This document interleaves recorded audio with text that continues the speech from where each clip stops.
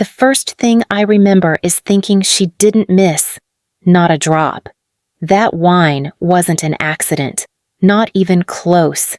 You really think you belong here? Then she threw it. Straight at my face. Cold. Sharp. It hit my eyes first, then slid down my neck, into my dress. I could taste it. Bitter. Cheap. Kind of ironic for a wedding that probably cost $500,000. I didn't move. I swear. I didn't even react right away. Just stood there while hundreds of people watched me get humiliated in the middle of my brother's wedding. You ever stand in a room that suddenly doesn't feel real anymore? Like everyone else knows the script except you. Yeah, that. My name is Chloe Carter. I am 28 years old. Madison Blake, my brother's brand new wife, was still holding the empty glass. Her wrist relaxed now, like the hardest part of her night was already done. She looked satisfied, not angry, not even nervous. That's what got me, not the wine. That. Someone behind me let out a small laugh and then choked it down. I heard a chair scrape, phones shifting, little sounds people make when they don't want to be involved but definitely want to watch. I wiped my cheek with the back of my hand. It came away red. "Say something," Madison said.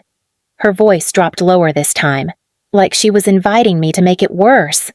I looked at her, really looked, and for a second, I almost smiled, because I finally understood what she was doing. This wasn't about me. This was about control. Ethan stepped in before I could say anything. Of course he did. "Chloe," he said, already tense, already annoyed. "Don't do this. Don't do what?" I hadn't even opened my mouth. I turned my head toward him slowly. He wouldn't meet my eyes for more than a second. That was new. Or maybe it wasn't. Maybe I just hadn't wanted to see it before. My dad cleared his throat from somewhere near the front table. "Let's keep this moving," he said. Calm, firm, like he was handling a schedule delay.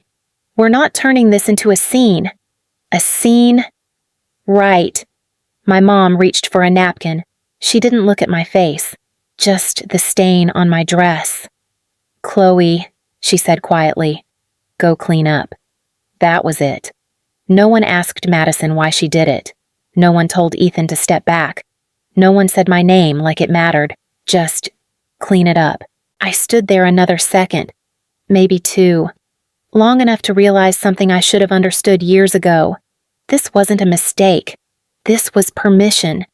I nodded once. Small. Automatic. "Okay," I said. My voice sounded normal, which honestly surprised me. I turned and walked. My heels hit the floor too hard, too loud. Each step felt like it echoed longer than it should. No one stopped me.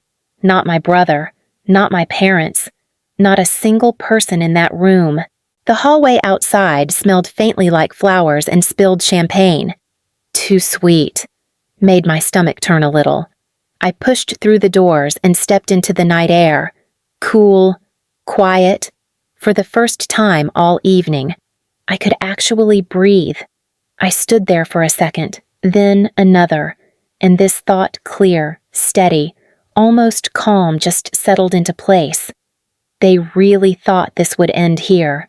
They really thought I'd walk away, clean myself up, and pretend none of this happened. I looked down at the wine still soaking into my dress. Then I laughed, not loud, just enough to feel it, because the truth was, this wasn't the moment they broke me. This was the moment they made a mistake, and inside, behind those doors, they were all still celebrating like nothing had changed. They had no idea what I was about to do next. I locked the bathroom door harder than I needed to. The music outside kept going. Laughter, glasses clinking, like nothing had happened. I leaned over the sink and stared at myself. Red streaks down my face, mascara bleeding, dress ruined. I let out a breath. Slow. "Okay," I said to the mirror. "Okay." It sounded stupid, but it kept me from breaking. A knock came a second later.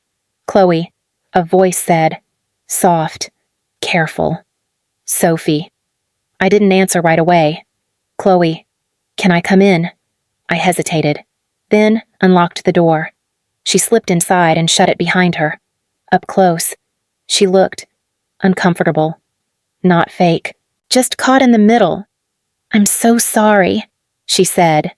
"For what?" I replied, grabbing a paper towel.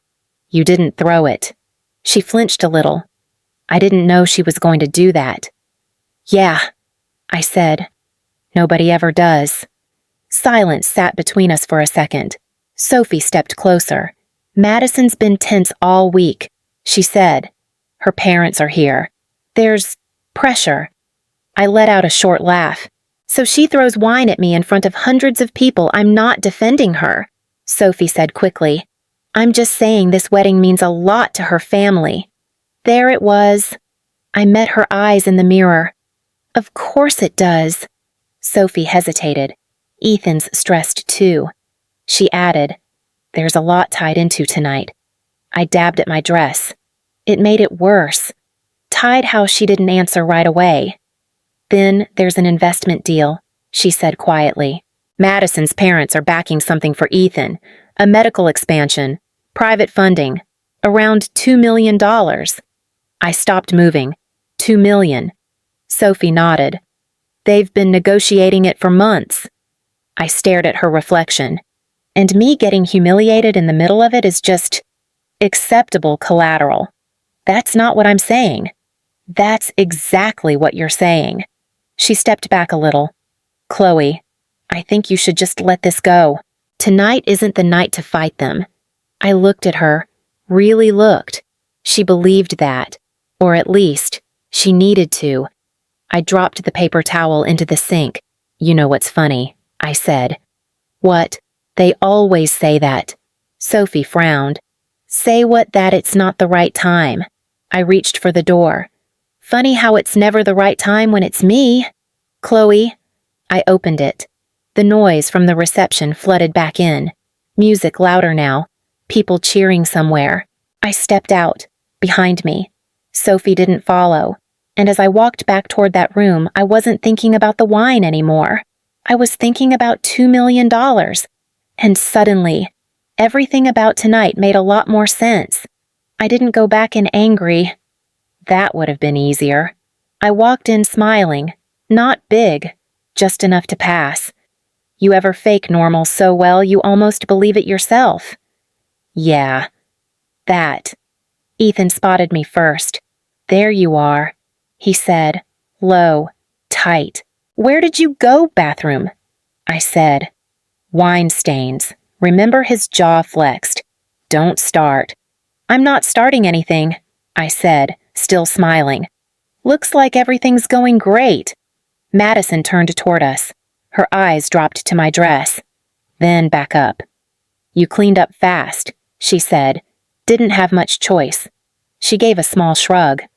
"Accidents happen." I let that sit there for a second. Then, "Yeah," I said. "They do." Ethan stepped between us slightly. "Can we not do this right now?" "Relax," I said. "I'm fine." He studied my face like he didn't believe me. "Good." My dad walked over, glass in hand. "Chloe," he said, voice low, controlled. "I need you to keep this together." "I am. This is an important night." For who? His expression hardened. "For this family." I nodded slowly. "Right." My mom appeared beside him, already anxious. "Please don't make this worse," she said. "We've worked too hard to get here. That word again.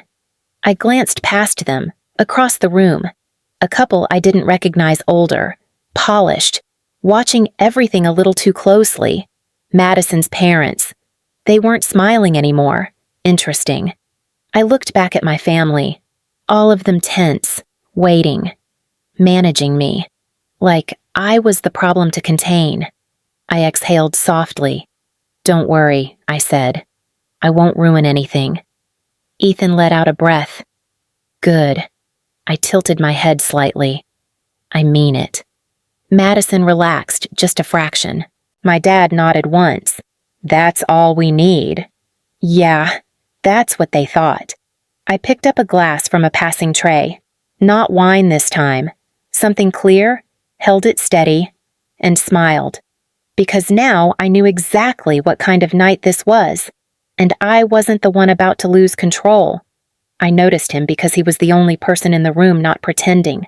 Everyone else was doing the wedding thing, smiling too hard, drinking too fast, acting like a woman hadn't just thrown wine in my face 10 minutes earlier. Marcus wasn't. He stood near the bar in a gray suit, hands still, watching the room like it might lie to him if he blinked. I had texted him that afternoon. Just one line. If you're still in Napa, come. I may need a witness. I hadn't expected him to actually show up. Of course he did. He saw me, looked at the dress, the stain, my face, and said, Jesus. Chloe, good to see you too. That her, I glanced toward Madison. She was laughing again, Ethan beside her, both of them playing normal so hard it almost looked real. Yeah, I said. Marcus looked back at me. What happened? She wanted me smaller. I didn't cooperate. His mouth tightened. That tracks. Marcus had done compliance and deal review work for years before moving into litigation. He wasn't dramatic. That's why I trusted him. He knew what bad paper looked like before it turned into a headline. He lowered his voice. What did Sophie tell you enough to make me pay attention? I said, private money. Ethan's expansion. Around $2 million. Her family backing it. Marcus folded his arms. And you think the money is dirty. I think the story is too clean. He let that sit. Then he said, what do you actually have? That mattered. The wording, not proof. I said, not enough to burn anyone down. But I saw part of a file last year. Screenshots. Entity names. Transfer dates. One of those names came up tonight. Marcus's eyes shifted toward Richard Blake. You're sure? No. I said, I'm not sure. I'm concerned. There's a difference. That seemed to land. Good. He said, stay there. I exhaled. If I'm wrong, I look unstable. If you overstate it, yes, he said. If you stay precise, that's different. Across the room, Ethan looked over again, not annoyed this time, tight, waiting. Marcus saw it too. He knows something, he said. Or he knows enough to be scared. The music changed, people starting to turn toward the center again, the room resetting itself, trying to move on. Marcus looked at me once more. If you do this, do it clean, he said. No guesses, no speeches, just facts you can stand behind. I nodded, because he was right. This wasn't about revenge anymore. It was about making sure they couldn't bury what had already happened under a toast and a string quartet. They called for the toast like nothing had happened. Of course they did. Music dipped, lights softened, people turned toward the front like they'd been waiting for the reset. Madison stood first, perfect posture, perfect smile. Thank you all for being here tonight, she said. This means everything to us. No shake in her voice. No sign of what she'd done. I almost respected that. Ethan stood beside her, steady again, like the problem had passed. Like I had. My parents smiled from their table. Polite, controlled, everyone cooperating, everyone choosing the version of the night that was easier to live with. Madison finished clean. My father would like to say a few words. Richard Blake stepped forward, confident, measured, a man used to rooms like this. It's an honor to welcome Ethan into our family, he said. Applause followed, light, expected. He spoke about alignment, growth, shared future, nothing specific, but the meaning was clear. Money was part of this, always had been. Some investments, he said, are built on trust. There it was. Marcus leaned slightly closer to me. You're sure about this, he murmured. No, I said. I'm sure about them. Richard started to wrap up, and to a future that benefits everyone involved. I stepped forward before the applause could fully land. Not rushed, not aggressive, just deliberate. Ethan saw me immediately. "Chloe," he said. Low. Warning. Not now. I kept walking. Madison's smile faltered for the first time. "What are you doing?" she whispered. I didn't answer her. I stopped a few feet from Richard, not reaching yet. "Can I say something?" I said, just loud enough for the front tables. That pause mattered. Richard looked at me, measuring, then at the room, people watching, waiting. He handed me the microphone. Slowly, not a mistake this time, a calculation. Ethan stepped closer. "Keep it short," he said under his breath. "I will." I turned back to the room, didn't rush it. Let the silence settle. "Hi," I said. "I won't take long." A few polite smiles. Uncertain now. "I just want to add something," I said. "Since we're talking about trust." Madison moved beside me. "This isn't necessary," she said, still smiling. "I know," I said. "That's kind of the point." Her jaw tightened. Richard's voice came low from behind me. "Stay within reason." I nodded slightly. "I will." I reached into my clutch, pulled out my phone. Didn't raise it yet. "See, I work with numbers," I said. "And sometimes things don't line up the way they're supposed to." Ethan's hand closed around my arm. "Don't do this," he said. I looked at his hand, then at him. "You already did." I eased my arm free. Not fast, not forceful, just enough. And then I lifted the phone. Just a little. Enough for the front row to see there was something there. "Especially," I said quietly, "when the story sounds better than the math behind it." The room didn't react right away. No gasps, no noise, just stillness, the kind that spreads. And this time, no one stepped in to stop me. Ethan's grip tightened for a second. "Chloe," he said, low. "Put the phone down." I didn't. "I'm not making a scene," I said. "I'm finishing one." Madison stepped closer. No smile now. "You've said enough." I angled the phone just enough for the front tables to see. "Then this stays simple," I said. Richard's voice cut in. "That device contains private material." "I know," I said. "That's why it matters." A few people shifted, not loud. Just paying attention now. I tapped the screen. 3 limited liability entities. I said, registered in Delaware. Same managing member. Different names. Marcus didn't interrupt. He was tracking it. Transfers moving through them over the last 2 years. I continued. Money in, money out. No operating revenue tied to it. Ethan shook his head. "You don't understand how private capital works?" "I do," I said. "This isn't normal structuring." Richard stepped closer. "You're reading partial data and jumping to conclusions." "Then clarify it," I said. That paused him. Just long enough. I lifted the phone slightly higher. Same routing patterns. I added. Split transfers. Recombined within days. No declared purpose. Madison's voice dropped. "Turn it off." I didn't. "Total movement," I said. A little over $3 million. The number sat in the room.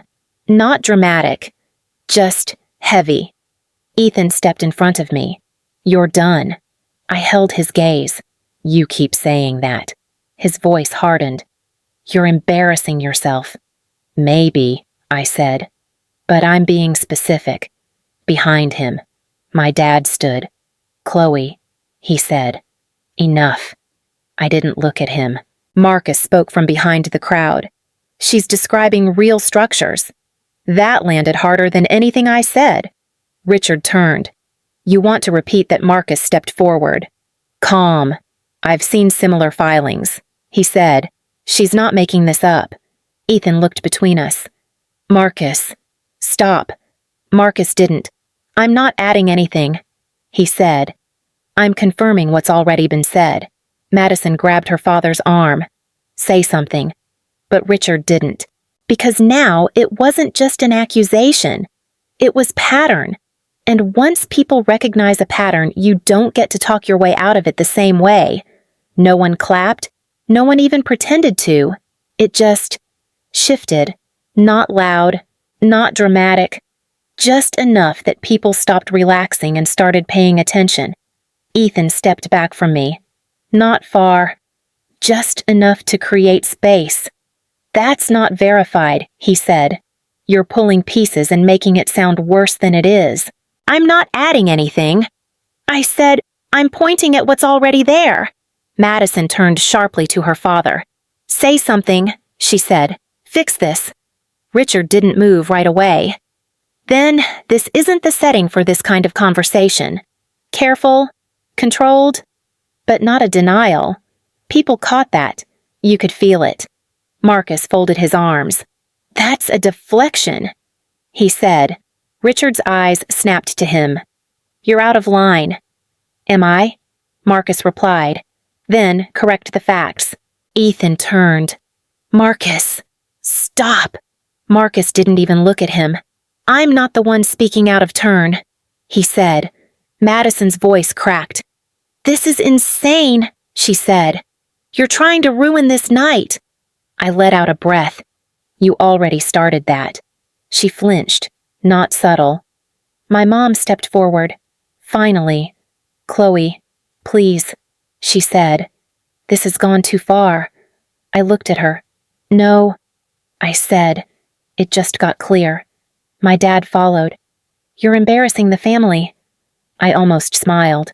I'm not the one hiding things. Ethan dragged a hand through his hair. You don't understand how these deals work, he said. There's structure, timing. You can't just call it clean because it sounds better I cut in. He stopped. That hit. Behind him. Voices started rising. Not loud, but not hidden anymore. 3 million? Why would that move like that? Madison heard it. Her posture changed. Tight. This is on you, she said to me. You couldn't just leave it alone. I stepped closer. No, I said, you couldn't. That landed, because now people weren't looking at me to see what I'd say next. They were looking at them, waiting to see if they could explain it. And the longer they didn't, the worse it got. Madison grabbed the microphone again. Her hand shook this time. Everyone, please, she said. There's been a misunderstanding. No one helped her. No one filled the silence. She pushed through it anyway. These are private financial structures, she said. They can look complicated if you don't understand them. That might have worked earlier. Not now. Marcus stepped forward just enough. Complicated isn't the issue, he said. Being flagged is. Madison snapped toward him. You're not involved in this. I've reviewed similar filings, he replied. What she described isn't random. That landed. Richard moved fast. Stop, he said. Not to me, to her. Madison froze. Dad, I said stop. There was something different in his voice now.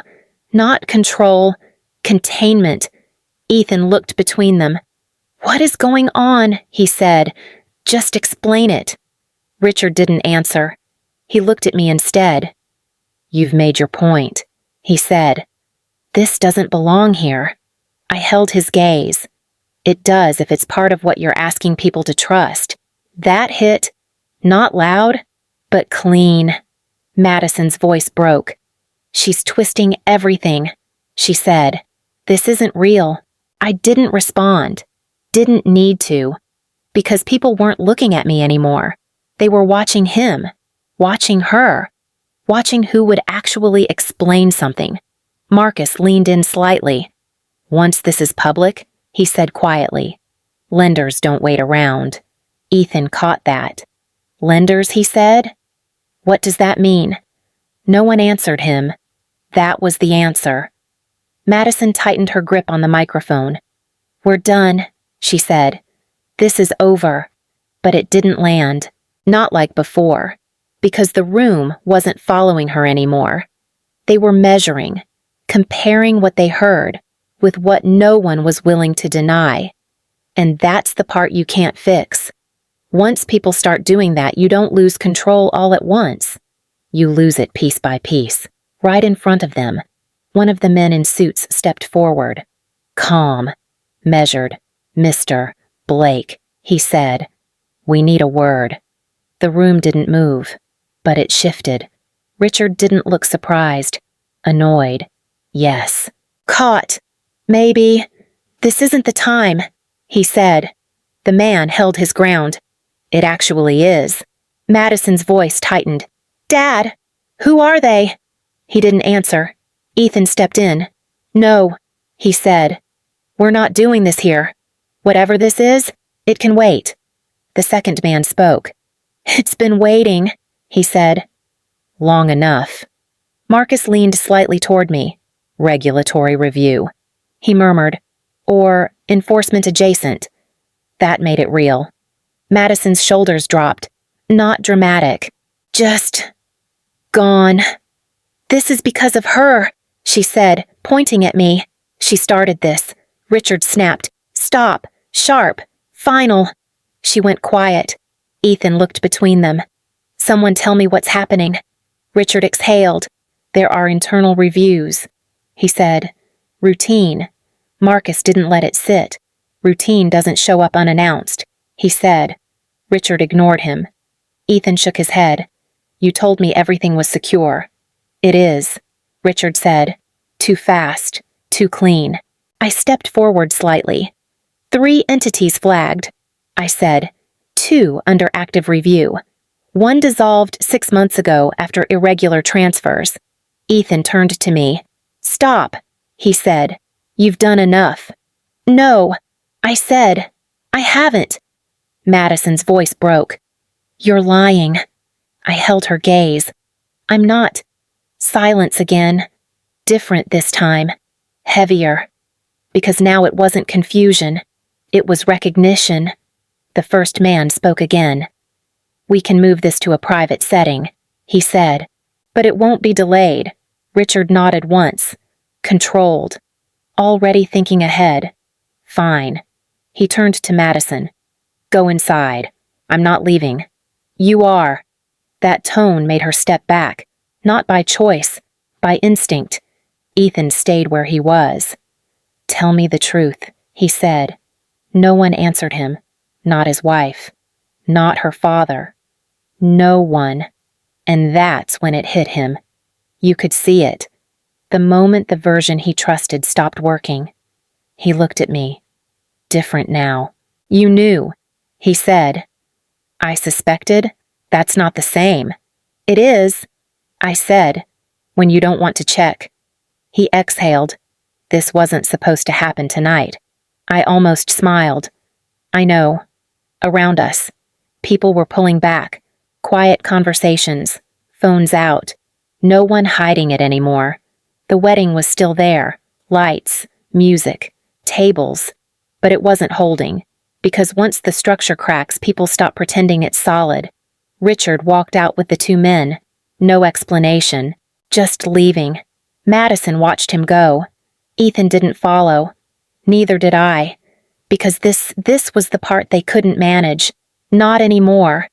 And for the first time that night, no one was looking at me like I broke something. They were looking at what had been broken all along. The music tried to come back. It didn't. People stayed. But no one was celebrating. Just talking in low voices. Watching each other more than the stage. Ethan found me near the exit. He didn't come too close. Did you plan that, he said. No, I replied. You just didn't want to see it until it was too late. He nodded. Slow. I thought you were the problem, he said. I know. He looked past me. Madison was gone. She's not answering me. She won't, I said. He rubbed his face.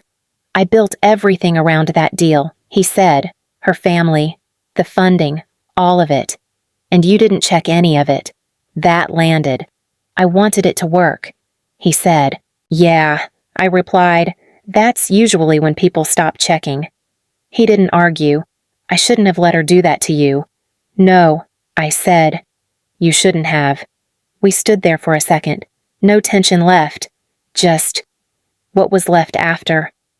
"I don't know what happens now," he said. "Yeah," I replied. "That's what happens when things fall apart." He nodded once and walked away. No apology, no fix, just consequences. I stepped outside. Cold air. Quiet. And honestly, this is what I figured out: people don't ignore the truth because they don't see it. They ignore it because it costs them something. So if you're ever in that position, don't over-explain. Say what you can prove, then let people deal with it. That's it. That was my night.